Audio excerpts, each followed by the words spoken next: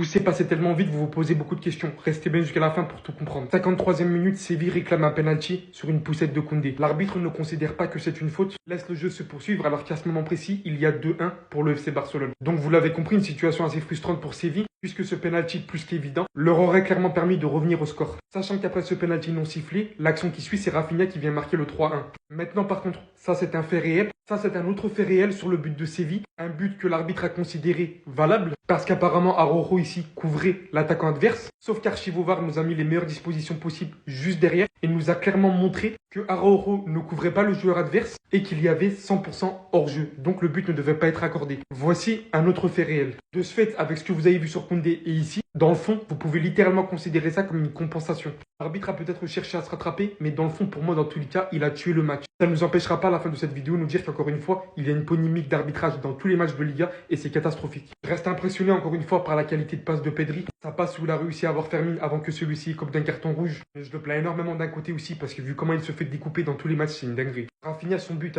c'est trop. Regardez-le bien ici, encadré par deux joueurs. Il fait littéralement en sorte qu'il se rentre dedans. Il arrive à se défaire, envoyer un missile en dehors de la surface.